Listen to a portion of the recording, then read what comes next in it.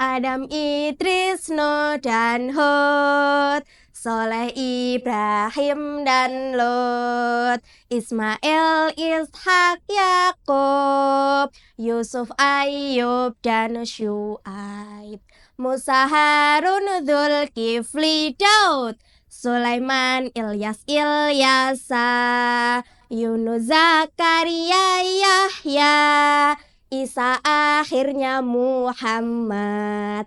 Assalamualaikum warahmatullahi wabarakatuh. Selamat pagi semuanya, apa kabar? Baik. Selamat pagi semuanya, apa kabar? Baik. Selamat pagi untukku, selamat pagi untukmu, selamat pagi semua, apa kabar? Baik. Oke, alhamdulillah hari ini kabarnya baik semua ya. Oh iya, tadi Ustazah telah menyanyikan lagu tentang nama-nama nabi. Kira-kira kenapa ya? Ada yang tahu? Iya, belum tahu. Nah, Ustazah di sini akan berkisah tentang salah satu nabi. Nah, nabi tersebut adalah nabi yang bisa membuat kapal yang sangat besar. Kira-kira solih-solihah tahu nggak ya siapa ya nabi yang bisa membuat kapal? Iya, betul. Nabi Nuh. Kasih W-O-W. Kasih W. Kasih O. Kasih W. Wow, keren. Solih-solihah sudah siap untuk menyimak berkisahnya? Mana siapmu? Oke, baiklah. Berkisah dimulai. Setelah kematian Nabi Idris alaihissalam, sedikit demi sedikit iman masyarakat mulai menipis. Iblis dan pasukannya mulai gencar menggoda masyarakat. Masyarakat mulai suka membuat patung kemudian menyembahnya. Mereka percaya bahwa patung itu memiliki kehebatan dan juga kemampuan yang bisa melindungi dan merubah nasib mereka. Allah tidak akan membiarkan semua umatnya tersesat tanpa petunjuk. Allah mengutus Nabi Nuh untuk mengingatkan masyarakat agar mereka kembali menyembah Allah dan meninggalkan menyembah berhala. Nabi Nuh adalah cucu dari Nabi Idris alaihissalam. Fisiknya kuat, hatinya mulia, sabar luar biasa, sangat cerdas, rendah hati, soleh, dan tentunya taat kepada Allah SWT. Mulailah Nabi Nuh berdakwah kepada kaumnya. Nabi Nuh mengajak kaumnya untuk memohon ampun kepada Allah atas dosa-dosa mereka dan kembali menyembah Allah agar mereka tidak terkena azab. Dengan tekun, Nabi Nuh berdakwah dengan berbagai cara.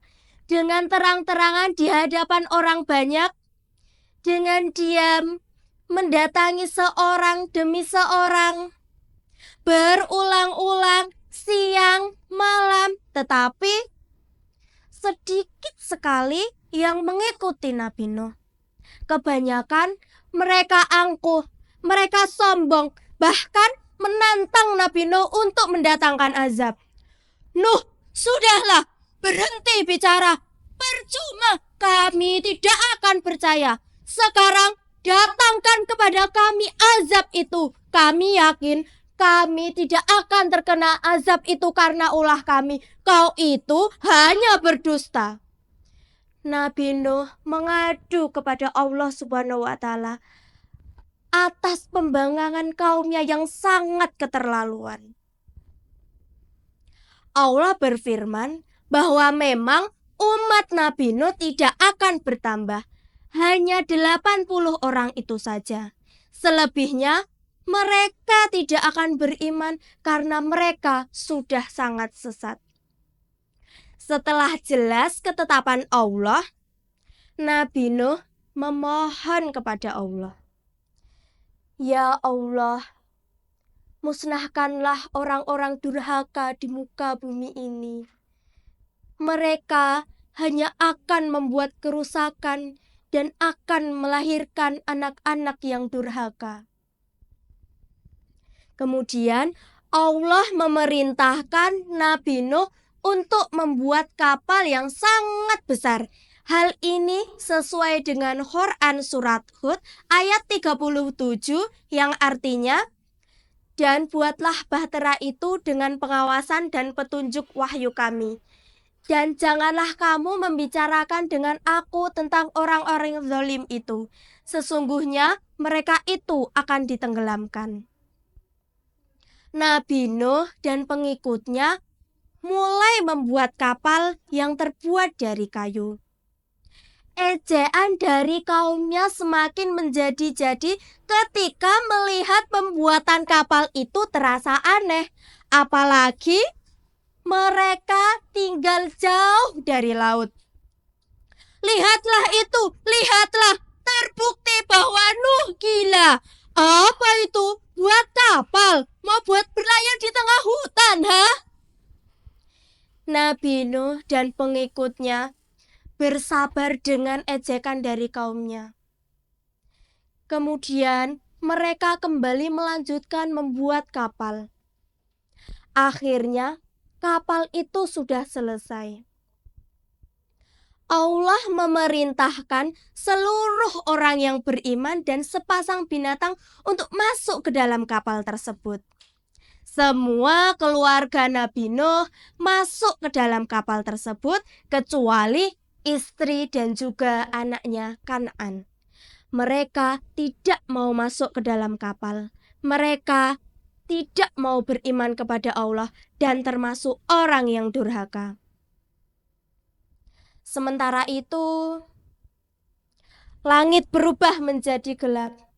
Angin bertiup dengan kencang, petir menggelegar, hujan turun dengan lebat, air dari dalam tanah memancar dengan sangat deras. Dengan cepat, air itu membanjiri bumi, semakin cepat semakin tinggi, menenggelamkan rumah, pohon, dan juga orang-orang yang berada di luar kapal. Ketika Nabi Nuh melihat sekelilingnya, tampaknya Kan'an sedang berusaha menyelamatkan diri dari banjir. "Anakku, masuklah kamu ke dalam kapal ini. Tidak akan ada orang yang selamat kecuali orang yang berada di dalam kapal ini." "Tidak, tidak ayah, tidak. Aku tidak mau masuk ke dalam kapal itu. Aku akan berlari memanjat bukit. Aku pasti akan selamat." Tiba-tiba datang gelombang yang sangat besar. Kan'an sudah tidak terlihat lagi. Dia termasuk yang dibinasakan. Setelah beberapa hari, hujan pun berhenti. Air mulai surut masuk ke dalam tanah. Kapal pun sudah berlabuh di daratan. Orang-orang beriman keluar dari kapal dengan tetap bertasbih. Syukur tiada terkira. Mereka memulai hidup baru tanpa gangguan dari orang-orang kafir yang sudah ditenggelamkan. Jadi teman-teman, dari kisah Nabi Nuh itu kita dapat mengambil hikmah. Yang pertama, kita harus beriman kepada Allah Subhanahu wa Ta'ala. Yang kedua, kita harus taat kepada perintah Allah. Dan yang ketiga, berbakti kepada kedua orang tua. Sekian cerita dari Ustazah. Semoga kita bisa bertemu di pertemuan selanjutnya. Wassalamualaikum warahmatullahi wabarakatuh.